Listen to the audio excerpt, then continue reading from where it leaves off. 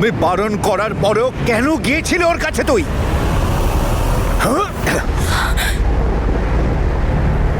খুব জোরে ঝড় হচ্ছিল বাবা। ওর ক্ষতি হলে তোর কি? একে তো তুই আমার কথার অমান্য করলি, আবার ওকে সাপোর্ট করছিস। আমার মাথাটা লজ্জায় তুই নিচু করে দিয়েছিস। আমি বারণ করার পরেও তুই। বাবা, আমি শুধু ওকে হেল্প করতে গেছিলাম। এরকম ওয়েদারে আমি ওকে একা কি করে ছেড়ে দিতাম? আপনি আপনার মেয়েকে তো জানেনই। আকাশের অবস্থাটা দেখুন। শুধু বীর কেন, অন্য কেউ থাকলে ওর হেল্প করতো, তাই না? হ্যাঁ জানি আমি, সেই জন্যই ভয় পাই অঙ্গদ বাবা। এর দুর্বলতার সুযোগ কেউ যেন না নিয়ে নেয়। আসলে তুমি তো খুব ভালো মানুষ, তাই তুমি একে বুঝতে পারো, এর কথাকে সম্মান দাও। কিন্তু ও একটা মিথ্যেবাদী।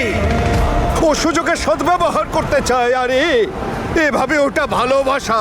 ভালোবাসা আমি কি করে বোঝাবো রে তোকে? আমি আবার নিজের মেয়েকে ওই ভয়ঙ্কর দুঃখের মধ্যে পড়তে দেখতে চাই না। আঙ্কেল, দেখুন, যা করেছে বীর করেছে। আপনি প্লিজ শান্ত হয়ে যান। আপনি সেটা একটা তনু ম্যাডামের উপর কেন ছাড়ছেন? ওনার মনটা তো নরম, ওনার উপর রাগ করবেন না প্লিজ। তুমি একদম ঠিক বলেছ। আমি ওর বদমাইশির শাস্তি আমি কেন নিজের মেয়েকে দেব? আমি খুব ভালো করে জানি এরপর আমায় কি করতে হবে।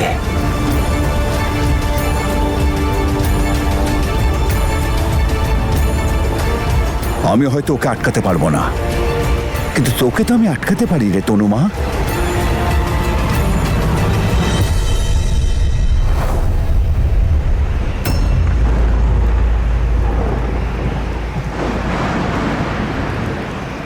আমার মাথা ছুঁয়ে বল, তুই আজকের পর থেকে না ওর কাছে যাবি, না ওর সঙ্গে কথা বলবি।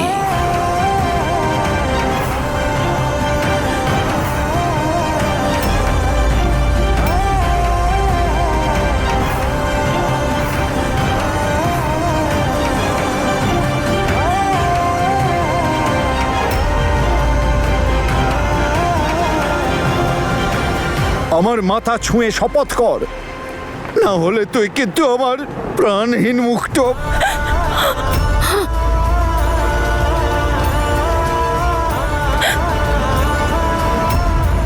না বাবা, যদি আমি এটা করলেই তুমি খুশি হও,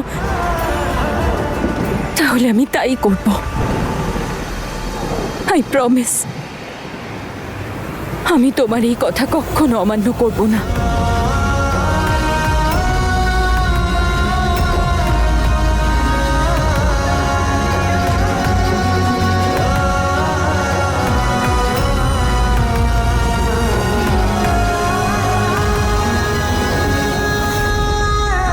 এসব কি করছো তুমি? তুমি জানো তো তনু তোমায় কত ভালোবাসে। আরে ও কখনো এমন কাজ করবে না যাতে তুমি কষ্ট পাও। তাহলে কেন ওকে দিব্যি দিচ্ছ? কেন করছো এসব? আমি যা করছি না ওর ভালোর জন্যই করছি।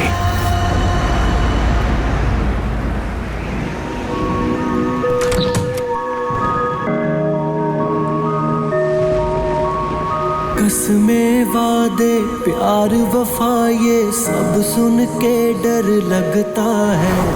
हो कोई भी मौसम दिल को अब बस पतझड़ लगता है। कसमें वादे। আমার মাথা ছুঁয়ে বল, তুই আজকের পর থেকে না ওর কাছে যাবি, না ওর সঙ্গে কথা বলবি, না হলে কিন্তু তুই আমার প্রাণহীন মুক্তা। पतझड़ लगता আমি তোমার কথা অমান্য করব না বাবা। যাব না ওর কাছে, আমি দেখা করব না ওর সাথে, দেখা করব না ওর সাথে। কিন্তু আমি আমার মনকে কি করে বোঝাই বলো বাবা? কি করে বোঝাই নিজেকে?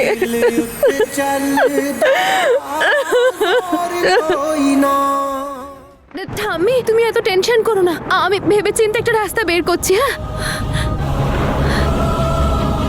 এই সব কিছু শুধু আমার জন্য হচ্ছে। বাবা কেন এত জেদ করে আছে, কেন করছে এরকম?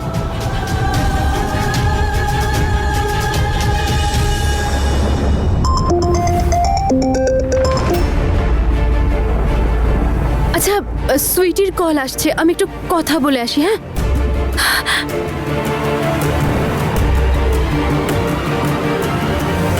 হ্যালো। হ্যাঁ বসু, বলো। জেসমিন, শোনো না, বীরের জন্য আমার খুব চিন্তা হচ্ছে। বুঝো, তুই বারবার এরকম কেন বলছো? আমার ভীষণ টেনশন হচ্ছে। প্লিজ কোনো গন্ডগোল করো না তুমি। হ্যাঁ না না, আমি কিছু করব না, আমি কাউকে কিচ্ছু বলবো না। বুঝো, দেখো ভয় তো আমারও লাগছে, কিন্তু আমরা তো নিয়ম মেনেছি, সেটার ফল আমরা নিশ্চয়ই পাবো। বাবা না একটা নতুন জেদ শুরু করেছে। তনুকে দিব্যি দিয়েছে বাবা যে যদি তনু বীরকে দেখার বা ওর সঙ্গে কথা বলার চেষ্টাও করে তাহলে বাবাকে আর দেখতে পাবে না। তনু বেচারি এখন কি করবে? আমাকে সবাই হয়তো ভুল ভাবছে, কিন্তু আমি জানি যে বীর কখনো তোর উপযুক্ত নয়, ও কখনো তোকে খুশি করতে পারবে না। কিন্তু নিজের লোকেরা ভবিষ্যতে বুঝতে পারবে আমি যা করেছি ঠিক করেছি। কিন্তু আজকের জন্য আমাকে মা ক্ষমা করে দিস রে মা আমাকে। বীর এইসব করছে। শোনো, বীরকে ফোন করো আর বলো এক্ষুনি যেন বাড়ি ফিরে আসে। এইভাবে জোর করে সম্পর্ক তৈরি হয় না, বরং নষ্ট হয়। সরি গো, আমি ফোন করব না। এই লড়াইতে আমি বীরের সঙ্গে আছি। ভালোবেসে অনেক কিছু তো করলো ছেলেটা, কি লাভ হলো? এখন যা কিছুই ও করছে নিশ্চয়ই বুঝে শুনেই করছে। বাধা দিও না ওকে। তনুর বাবার ব্যাপারটা আমি বুঝতেই পারছি না, কেন এত জেদ ধরে বসে আছেন উনি? না জানি তনু এখন কত কষ্টে আছে। মা, বাবা, আমি কি একবার তনুর সঙ্গে দেখা করতে যেতে পারি? হ্যাঁ মা, তুমি যাও। তনু নিশ্চয়ই খুব একা বোধ করছে। অমৃত, যা ছেড়ে দিয়ায় ওকে।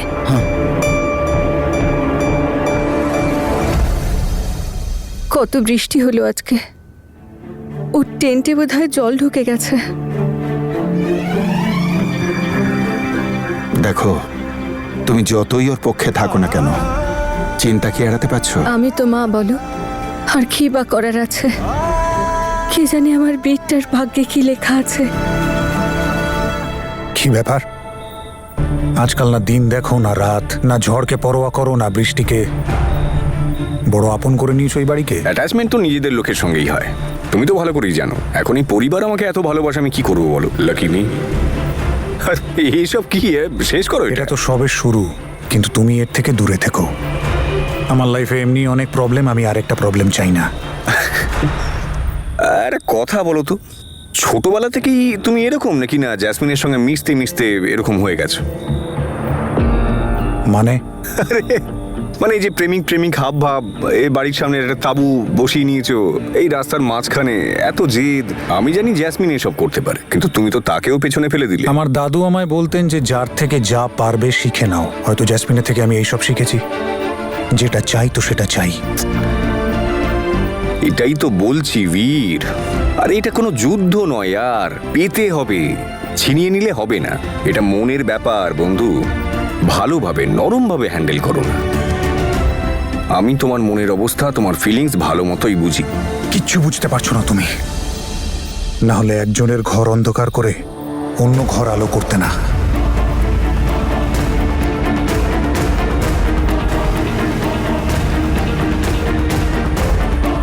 দেখো ভাই বীর, আমি তোমার থেকে এগিয়ে যাওয়ার চেষ্টা করছি না, না আমার কোনো সুযোগ নেওয়ার মতলব আছে। ওকে, এখন তুমি মানো চাই না মানো, আমি আর তনু ম্যাডাম স্রেফ ভালো বন্ধু, ব্যাস। ভালো বন্ধু হও নাকি কোনো অ্যাডভান্স টেকনোলজি যেটা শুধু তোমার কাছেই আছে? তুমিই সবার প্রথমে জানতে পারো যে তনু হাসপাতালে আছে নাকি বাড়িতে আছে।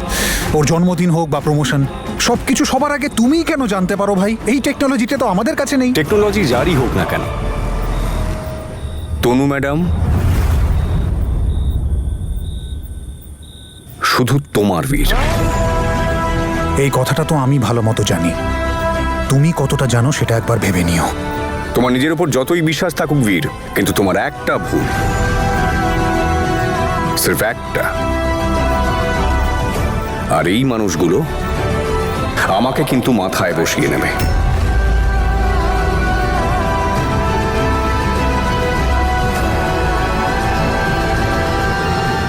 কখনো যেন এরকম না হয় যে যে দরজা তোমার জন্য বন্ধ হয়ে গেছে সেটা আমার জন্য খুলে যায়। দরজা যদি খুলে যায় তাহলে কংগ্রাচুলেশনস,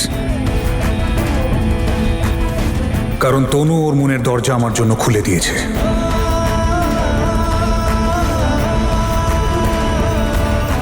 নিজের খেয়াল রাখো, ঠান্ডা লেগে যাবে তো। আমার ওর প্রতি এতটুকু বিশ্বাস নেই। বন্ধু বন্ধু বলে জানি না কি সব করে ফেলবে। আমার ভালোবাসাকে ওর থেকে বাঁচিয়ে রেখো ওপরওয়ালা।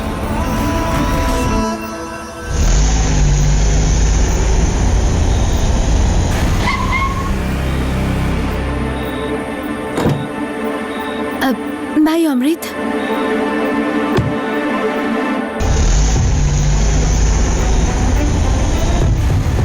যেমনটা দেখায় তেমনটা একেবারেই নয়, কিন্তু অন্যরকম দেখাচ্ছে ঠিকই, কিন্তু সাপের স্বভাব কি আর বদলায়? চোখ নাক কান সব খোলা রাখতে হবে। ও নকল অ্যাক্সিডেন্ট করে একজনকে ফাঁসালো, তারপর ওকে বিয়ে করে নিল। আমাকে তো শুধু মরার অ্যাক্টিং করতে বলেছিল। এখনো পর্যন্ত তনু ম্যাডাম কি বীর কি ওর ব্যাপারে কিছুই বলেনি? আমি জানি না ও কি করবে যখন জানতে পারবে যে ওর প্রাণের থেকেও প্রিয় ভাইয়ের সঙ্গে জ্যাসমিন কি করেছিল। বেচারা বীর আর তনু ম্যাডাম।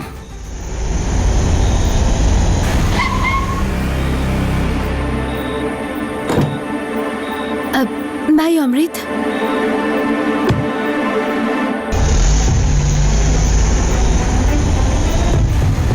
যেমনটা দেখায় তেমনটা একেবারেই নয়, কিন্তু অন্যরকম দেখাচ্ছে ঠিকই, কিন্তু সাপের স্বভাব কি আর বদলায়?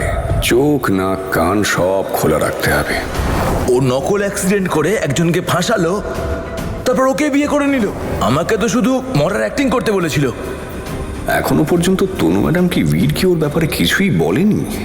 আমি জানি না ও কি করবে যখন জানতে পারবে যে ওর প্রাণের থেকেও প্রিয় ভাইয়ের সঙ্গে জ্যাসমিন কি করেছিল। বেচারা বীর আর তনু ম্যাডাম। ওরা তো জানেই না যে ওদের ভালোবাসার শত্রু ওদের আশেপাশেই ঘুরে বেড়াচ্ছে।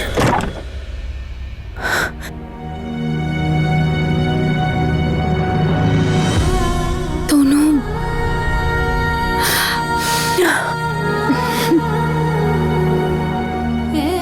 যদি এদের বিবাহ হয়, এদের কোনো এক প্রিয়জনের মৃত্যু নিশ্চিত।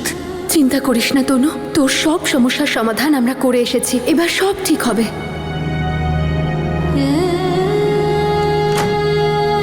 দেখ তনু, আমি আর তোকে কোনো মিথ্যে সান্ত্বনা দিতে চাই না।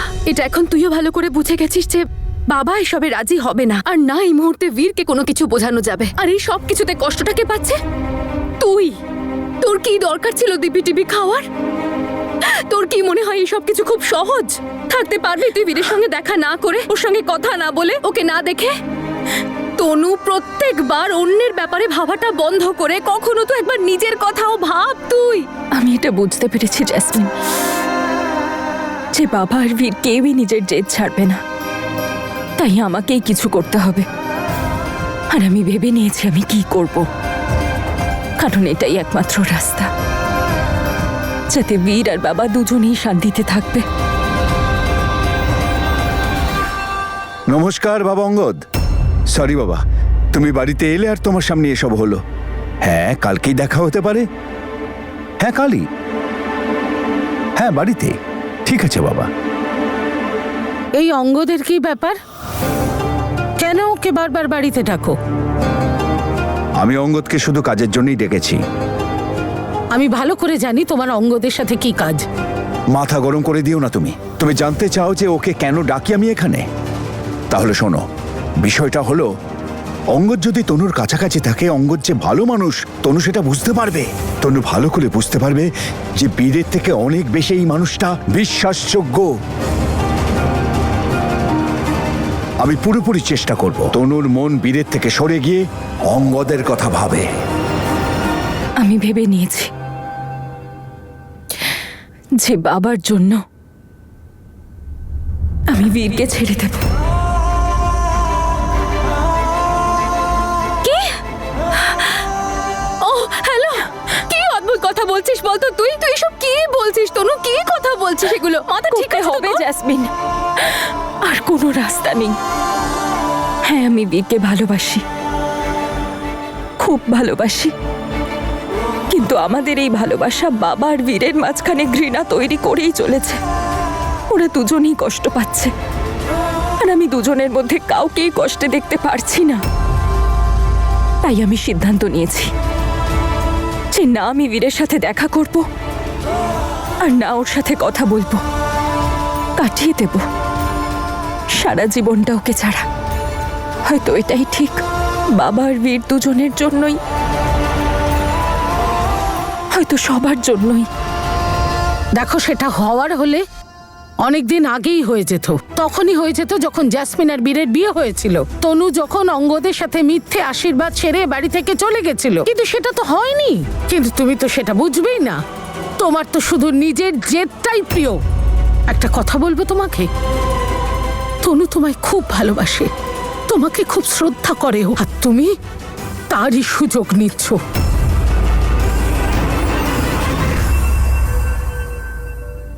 আর তোর মনে হচ্ছে এইসব খুব সহজ?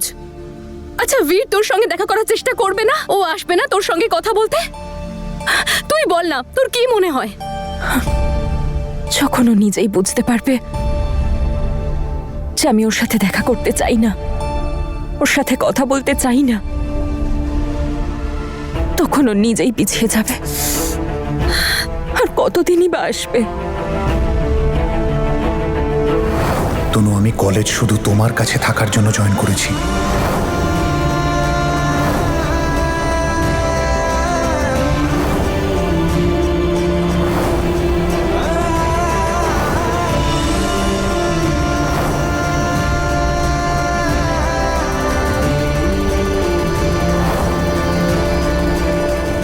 তনু, তুই আমার কথাটা বোঝার চেষ্টা কর।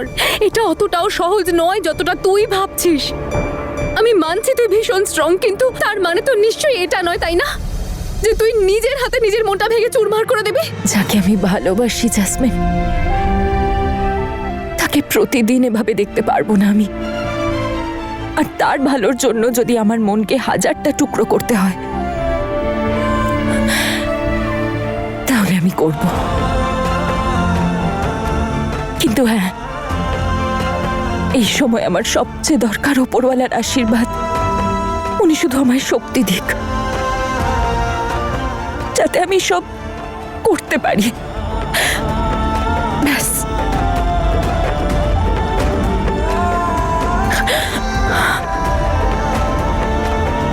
হে ওপরওয়ালা, ওই পুরোহিতের ভবিষ্যৎবাণী যেন সত্যি না হয়ে যায় প্লিজ। আমি তো তোকে কিছু বলতে পারবো না তনু, কাউকে কিচ্ছু বলতে পারবো না।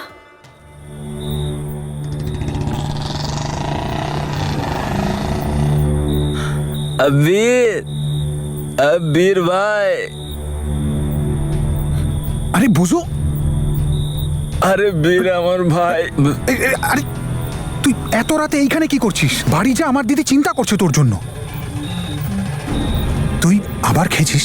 আরে আরে কোন আনন্দে এত খেয়েছিস তুই? আরে আনন্দে খাইনি আমি আমার ভাইয়ের দুঃখে খেয়েছি ভাই। তোর না মাথা ঠিক নেই। প্রথমে নিজেই বললি যে তাঁবু টাঙাতে, আর তারপর আমাকে নিয়ে এত চিন্তা করছিস। শোন শোন শোন, দেখ, এইবার তোর আইডিয়াটা কাজ করবে। ওকে আঙ্কেল দেখ এখন রেগে আছে, কিন্তু উনি বুঝতে পারবে, ঠিক মেনে যাবে যে আমি তনুকে কতটা ভালোবাসি এবং ওকে ছাড়া থাকতে পারবো না। যদি কোনোভাবে এদের বিবাহ হয়, এদের কোনো এক প্রিয়জনের মৃত্যু নিশ্চিত। আরে না ভাই, উপরওয়ালা অন্য কিছুই লিখেছে তোর ভাগ্যে। হ্যাঁ, আমি জানি কি লেখা আছে। আমরা একে অপরের জন্য তৈরি হয়েছি, আমরা সব সময় সাথে থাকবো, জানি না। তুই না অনেকটা খেয়ে ফেলেছিস, তুই দিঘা। আমার কথাটা তো শোন ভাই। এই মরেছে রে, এই বুঝো আবার বীরের সামনে কিছু ভুল করে বলে না ফেলে। এমনিতেই বীর বেচারা এত টেনশনে আছে, আর আমি চাই না যে এই ব্যাপারে এখন বীর বা অন্য কেউ কোনো কিছু জানতে পারুক। তুই এখানে বস, আমি শোন শোন, আমি তোর জন্য জল নিয়ে আসছি। আরে ভাই, কোথায় গেলি তুই?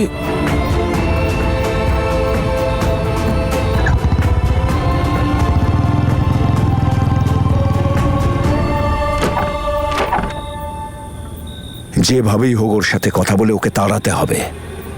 ও ভাই, সব গন্ডগোল হয়ে গেছে, কিচ্ছু ঠিক নেই। এখানে কি করছে? বীর? বীর কোথায়? বীর ভাই সব শেষ হয়ে গেল। যদি বাবা বুজোর থেকে কিছু জানতে পেরে যায় তাহলে তো গন্ডগোল হয়ে যাবে। নিজে যেমন উচ্ছন্নে গেছে তেমনি উচ্ছন্নে যাওয়া সঙ্গীদের সাথেই ও মেশে। কাল থেকে না ও এখানে থাকবে, না থাকবে ওর তাঁবু, দুটোকেই উপড়ে ফেলে দেবো বাইরে।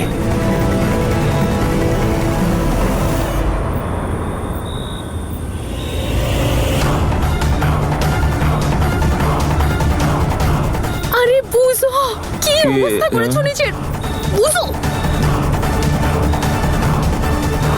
ওঠো না, বুঝো। বীর কোথায়? আরে দূর বাবা, এর তো কোনো হুঁশই নেই দেখছি। আরে দূর বাবা, ক্যাবটাও আসছে না, তাড়াতাড়ি ওকে গাড়িতে ঢুকিয়ে বাড়ি পাঠাতে হবে। বুঝো, আসুন আসুন দাদা, তাড়াতাড়ি আসুন। বুঝো দাদা,